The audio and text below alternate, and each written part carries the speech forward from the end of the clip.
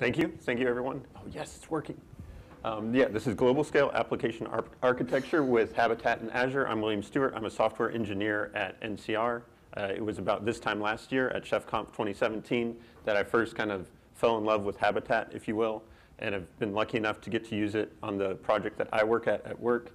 I believe John's story is somewhat similar. Yeah, so this is my third ChefConf. I was here last year with William. We took a deep dive in Habitat and we got really excited about it. I'm on the operations side. I'm an operations architect. And I came back and I kind of like selfishly used the need to tell our customers when things are going wrong as a good sandbox to play with Habitat. So I engineered a Node.js microservice set in Habitat, deployed it to like a micro, like pseudo production environment in Azure. And that thing's been running with 100% functional uptime. Like it's always been there when we needed it for the better part of a year. And I've logged into the boxes 4 times, right? So really, really impressed with the ability to like keep that runtime managed in a stable way.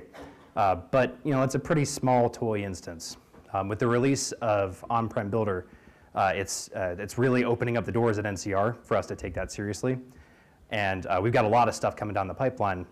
And it leads us to ask questions like, it's really cool that you loaded this service into a small, stable place, but like, can you make it real, right? Can you span that ring across regions for disaster recovery? Can you make it, active and global, and really like, scale up and down your ring and your nodes and everything works? And also, can you do that process and not hate your job when you're done? Right? Because we've got a tendency to make things really hard to solve the problem the way that we have. Right? Can we avoid that here? And in that line, like Will and I decided, like we're gonna invent, a simple test case. Right? We want to submit an order for food or something like that. Right? Can we take a small app that doesn't do a whole lot, but then scale it like this in this pattern and just kind of learn? Right? It's an experiment. So I'll take you through the plan here a little bit before we get started. Just like show of hands, who has actually like written a plan and built it and deployed it somewhere? Right. So not many. This is great. What you're about to see is architecture. Right? We're not going to walk through a ton of code. The code is available on GitHub, so you can come and check it out and play with it later if you want and ask questions. But just to make sure that we're all on the same page, we'll walk through a couple of definitions so that we know what we're talking about. And then ignore Outlook. Right, and then we'll talk about what we intended to do here, right? Like, let's take the app from the small dev instance that isn't really doing much. Let's scale it for load. Let's add in some DR capability, and then let's take it global and see where it goes.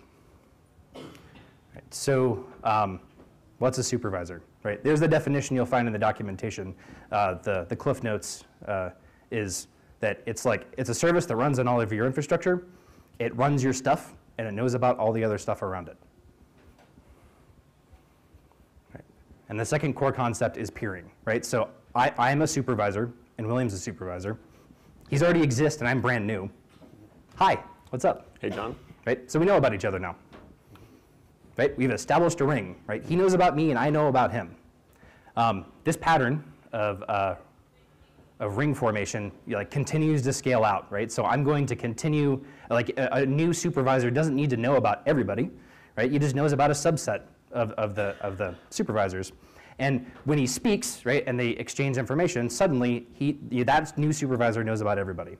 Mathematically, it's like it turns into a complete graph. Right? So it can get really hairy really fast. Also, I was a plant biologist in a previous life before I came to write code for NCR.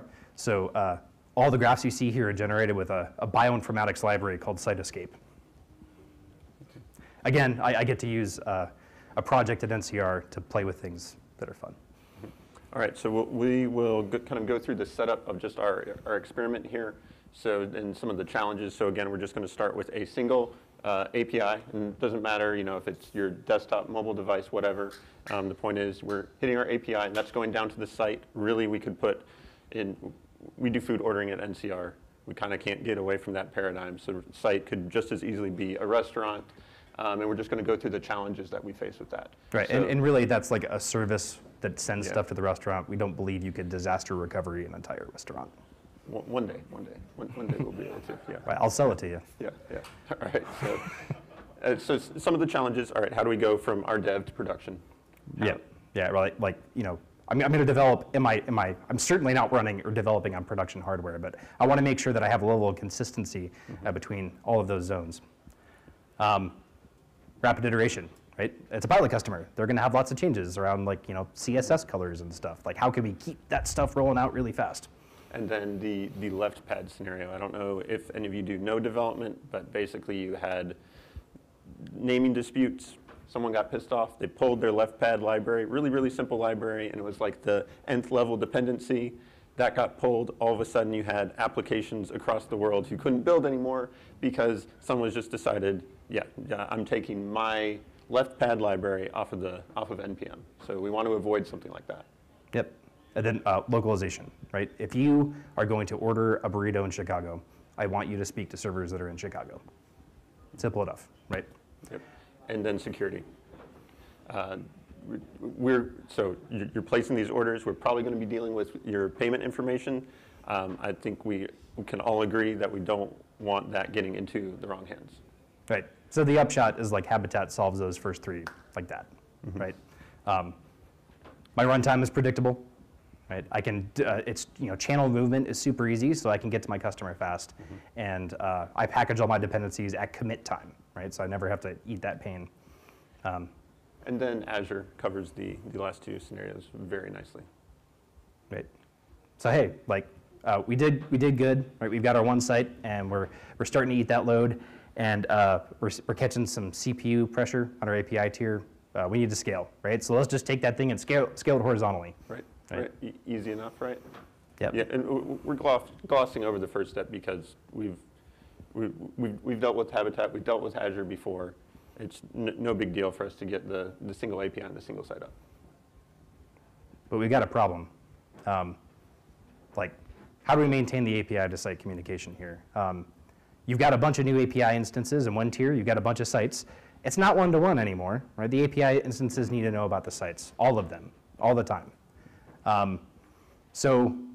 Right, we'll walk you through like the day in the life of the two of us about a month ago. And then this is where I jump in. It's like, don't worry, John, I got this. We'll add Rabbit and Q in there. I'll switch the API in the site to like a pub sub model. Maybe we can throw something like Azure Cosmo DB in there because that'd be really cool for a demo. Right, but then we got to pay for access compute, so we probably need to put a cache layer in front of it. Right. So let's use Redis for that. Yeah, there we go. Now we're really cooking. You know, this will be awesome. This demo is going to be amazing. What could go wrong? And that's how you lose a day, right? We tried this. We lost a day, tried to set all this stuff up. You can do it, but it didn't work out well. Funny story, we met with CTO at Sensu earlier this morning, and they described the exact same scenario in their 2.0 rewrite. And we're super excited about the product. Like, they took RabbitMQ and Redis, and they're like, hey, there's some functionality in there that we need. How about we just take that out and put it in the app? We don't even need to do that, right? Because we have Habitat. And I apologize for the size of the slides here. Again, the source code's online. But what you see at the top is our configuration, right, in the single site scenario. Like, there's an array, and it has the one site, and there's an API array, and it has the one API, right? And that's cool. The answer to skip all this architectural overhead is just like put the stuff in the configuration, right? And that sounds scary and insane until you realize that you have a service discovery layer built into Habitat that's writing that configuration all the time, right? As long as everything's in the same ring and that ring is stable, you can simplify this by just expanding your configuration footprint. As technologists, we have a tendency to solve our problems with infrastructure because it's easy, right? Like, we can buy that thing and it works. This is a big shift for us just in the demo alone, and it's going to ripple out through what we do moving forward. Like, taking this kind of stuff and making it application-centric and not infrastructure-centric. Yeah, I mean, and really it's just solving it the way that we're used to solving it.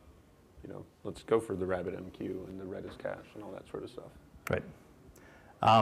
Right, so this is what it looks like now, right? Every API knows about every site.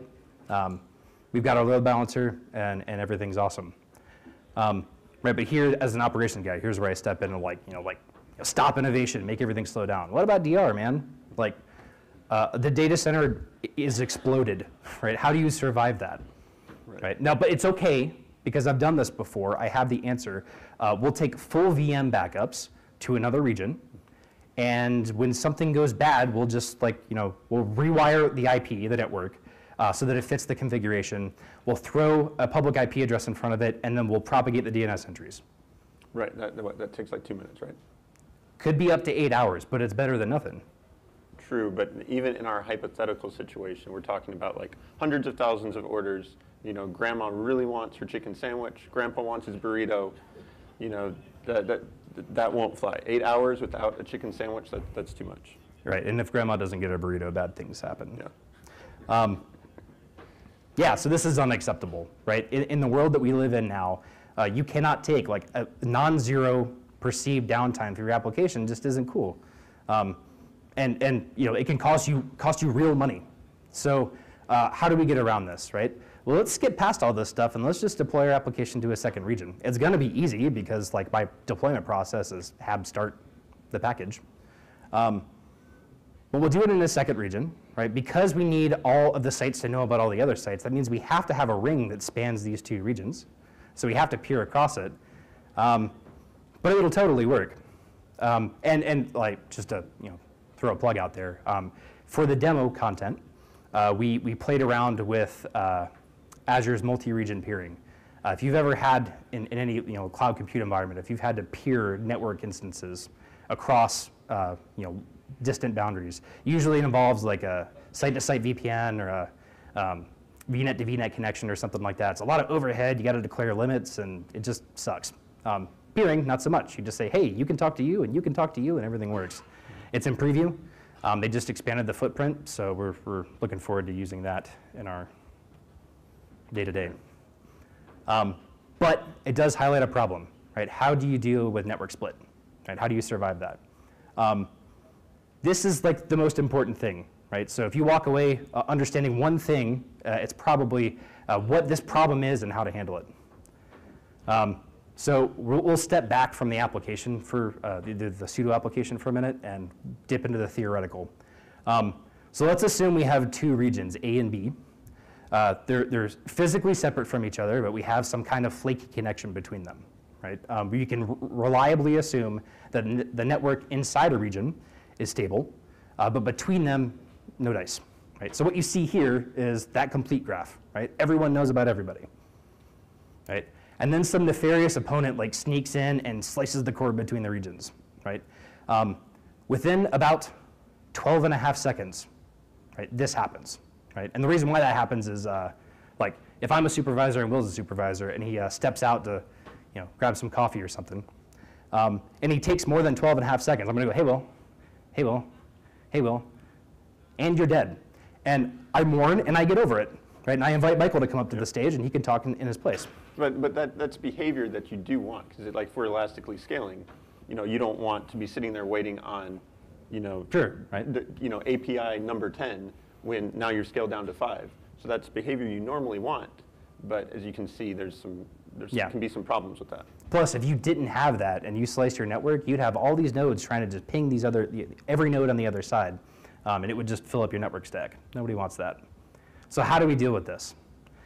The answer is a permanent peer, right? So you can load a service, a Habitat supervisor, and you can mark it as a permanent peer. That means that even if it's confirmed dead, everyone will still try to contact it, just like it were alive, right?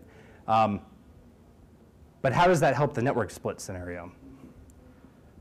You put one on either side, right? So on the left, you see the scenario where the network is still hosed, and on the right, things are okay.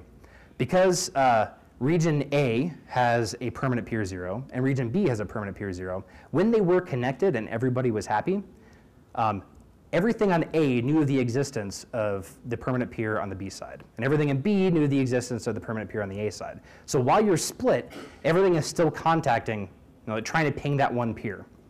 As soon as you restore the network, everything connects to that single permanent peer, and once you get one thing in the ring on one side, you get everything on the other side because it whispers out the existence of everything else around it.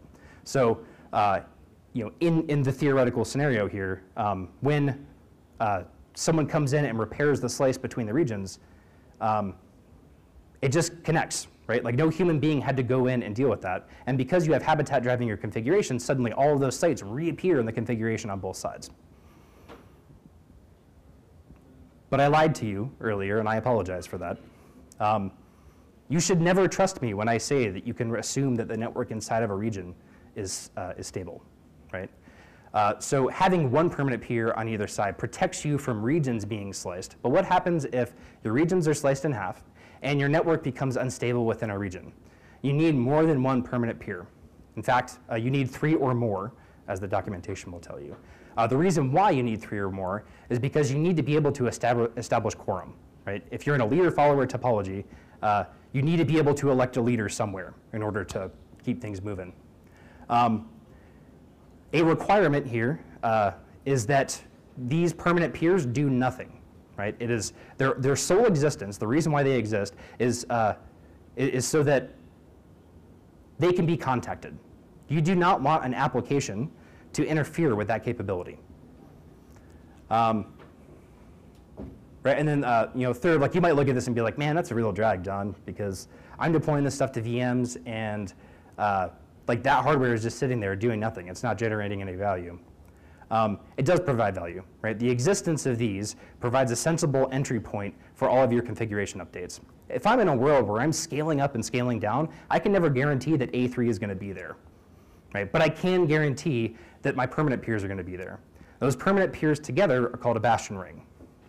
And the suggestion is that you have a bastion ring for either side of your data center. That way you're protected from both the network slice scenario and corruption of network stability from within. Right. So this is what it looks like for DR, right? And the cool thing is that like we didn't have to change the application at all. Right, yep. We just added some the bastion nodes, but now we have a level of network reliability that we didn't have before. And also, like, if you're in an environment where you don't need that level of stability, you don't need to pay the piper for the bastion ring. That's fine, right? It's a choice you can make. So now, we're distributed between 2 regions, right? We have something deployed near Seattle, and we have something down in Wyoming. The Wyoming instance is our central hub, right? So that also has our depot, our builder. So, all right, but we set out with this experiment. We didn't want to just cover disaster recovery. We also wanted to see how far we could take this, and part of that is going international. We don't want to stop there. So, how big can we take this? So, what do we have to do to go international? Surely we're going to have to. When are we adding, our RabbitMQ stuff here? When does that happen? We don't, right? Like we've already solved this problem by going DR. We have a second region that's deployed. I failed to mention this before, but we put an Azure Traffic Manager in front. Right? There are a couple of modes at a traffic manager. It's like essentially a global DNS manager. But there are a couple of different modes you can operate in. We would operate in the failover mode, where in the DR scenario, all traffic is going to one region. When something fails, we can switch over to the other. We can just pop the configuration on the traffic manager and say like, hey, now you're going to geo-load balance. And so we have this operating now. If you hit the endpoint, which we'll check out in a minute, you are going to go to Wyoming because we're all in Chicago right now. Right? But if I were to VPN into our corporate network in Atlanta, I would end up going up to Canada. But no application changes are needed, right? So we go from a DR scenario to fully deploy globally, and we didn't really have to do much to accomplish that. Right? And that's what the picture looks like now. Right? We have 3 regions. They're peered together. We're not in a full mesh because we don't need to be. It's worth noting here that we have peering where you see the arrows here.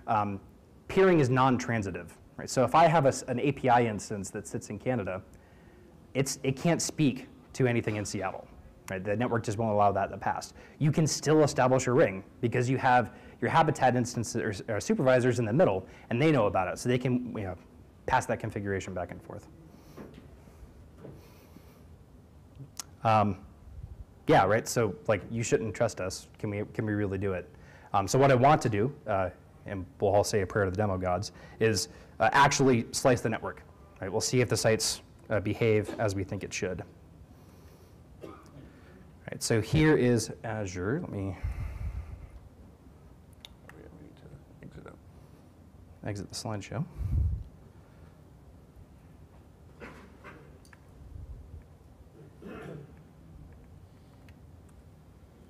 Come on. Bam. All right. So here is our portal. Let's try to zoom. Yep.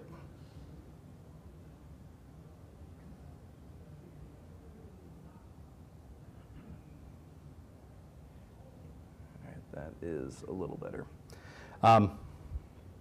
So I'm going to go into our central network, and I just decide that I'm not a big fan of Canada today. So I'm going to go into my peering, and I'm going to slice the connectivity to Canada. Like, it's down. This is our active site. I ran this query before, and I failed to do so before I sliced the cord. But you can see, like, I'm listing our sites. You can see things from Central, which is Wyoming. We've got some Canadian sites and US, West US too. All right, so, and because we're active under a geoload balancer, I know that we're communicating with the Wyoming instance right now. All right, so I've sliced our connectivity. Right, and whenever you run the query, like, suddenly the Habitat nodes that are there have no concept of the sites that exist on that side. That's a good thing, right? Because there's no way that I can send orders there. I didn't have to update anything. There was no configuration push. It just did it because at this point we're operating under a split ring. Right? We have two complete graphs. One defines Canada and the other defines the other two regions. All right, and for completeness sake, we also have to slice the Canadian side.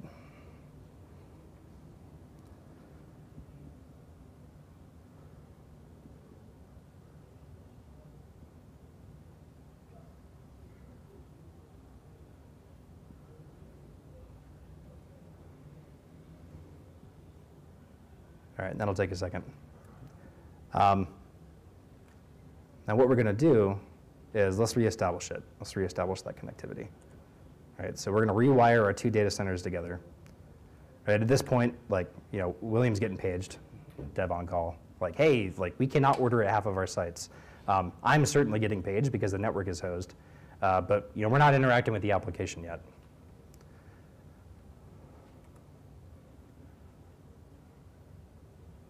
While we wait on this, it'll take about 2 minutes.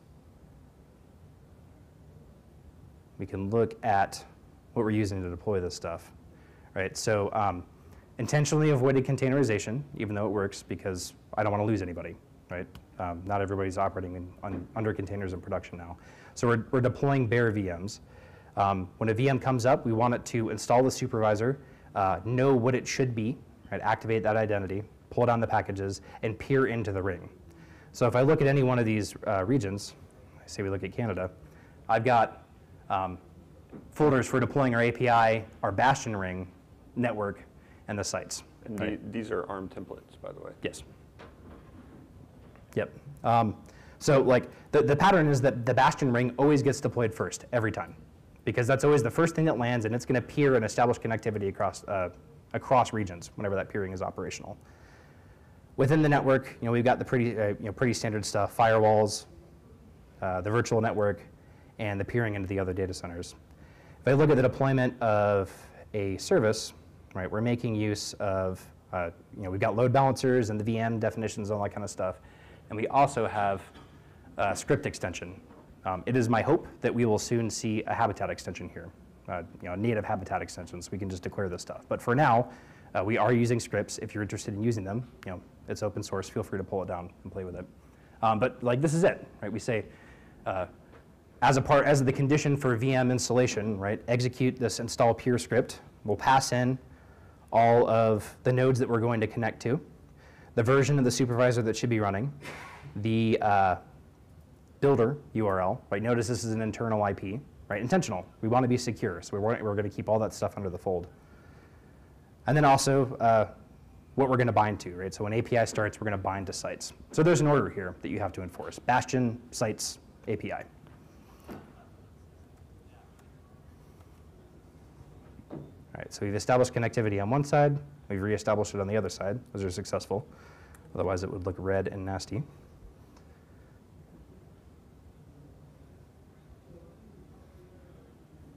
Right, and everybody was, or the demo gods were nice, right? We have our Canadian sites that are back. We didn't have to do anything for that, and the application never went under any downtime to repair from that scenario. And reliably, right? Like as soon as the connectivity was reestablished, the rings reformed, and we were all good to go.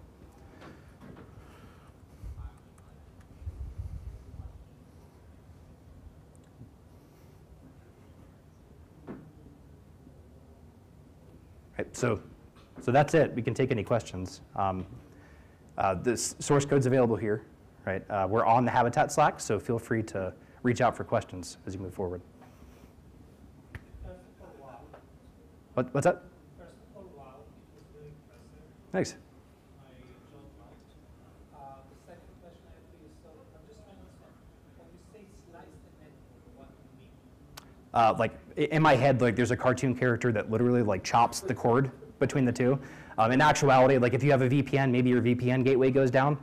You no longer have a way to pass any like TCP traffic between the two data centers. Yeah. So basically what you've done is recreate the behavior.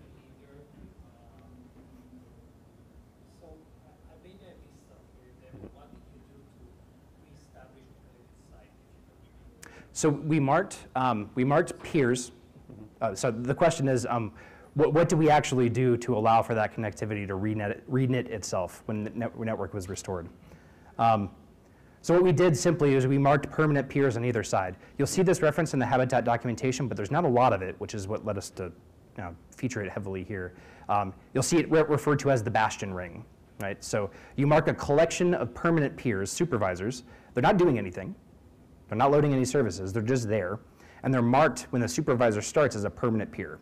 That means that even if every supervisor thinks this thing is dead, it's still going to try to ping it and reestablish connectivity.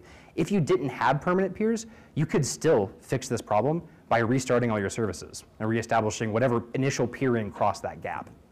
The permanent peer simply allows that to happen continuously without you having to do anything. Yeah, so in the demo, all we did is he just manually went and removed the peering between two regions, and then using the command, so that was in the web interface, and then in the command line, he just restored that peering, right? Yeah. That was it.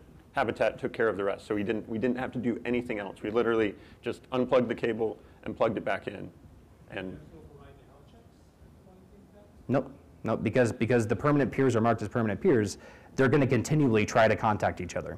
And as soon as one thing on one side is able to peer with one thing on the other side, you have your full network again. It may take a second or two. I'm not sure what the rate is, but that's it. Yeah, so if the region in the middle totally fails, what you end up with, depending on how bad the question is, what happens if the region in the middle fails? And that's more about your network architecture. Like we chose not to go full mesh here, but you could establish a complete graph between all of your data centers. What would happen if the middle fails? Well, it depends on how bad it is, right? If it's like nuclear bomb goes off in Wyoming, bad, then that ring in the middle completely vanishes. It's gone, right, because the servers are toast. And you end up with two disparate rings on either side of North America, right? And those rings are complete graphs internally, and everything knows about everything there.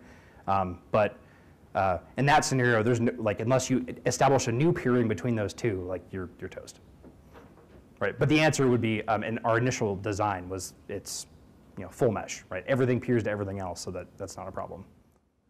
Sorry, so the question is, where was state management in this scenario? I think the answer is that this is a total toy, right? Yeah. The state is that the sites individually, like the site instances, they have a cache to know what orders have been placed, Yeah, right? they have a local database, but apart from that, they're all. Yeah. Yeah. Kind of. We actually we played around with this idea a little bit, and here, in this scenario, things that you live in Canada and you place an order for something awesome, right? Yeah. Glad that's a true statement. So you go home and you place an order in the Canadian DC for a site that's in Seattle, right? There is no way for these two to talk together, right? And like if suppose there's security risk, right? Like I don't want these two to know about each other really at a TCP level or a network stack level, but I still need to be able to pass orders. Like we were noodling with this, and then what did you do to fix it? I just basically set up some basic peering between the APIs. So if one API couldn't send the instance, couldn't send it to a site, it would go and ask its neighbors if they could send it. Yeah. Right. So like total fair question. And earlier when we kind of like stuck our nose up at like deploying a RabbitMQ cluster and Redis and all that, you could totally do that. If it makes sense for the application, go for it. The point is you don't have to, right? You get really complicated application behavior in a really simple way because you have this very mature service discovery layer that sits under it. Yeah, ideally, we wanted a full mesh, but we ran into some issues for the demo getting that set up. Yep. Anybody else? All right. Well, thanks a lot. I appreciate it. Yeah,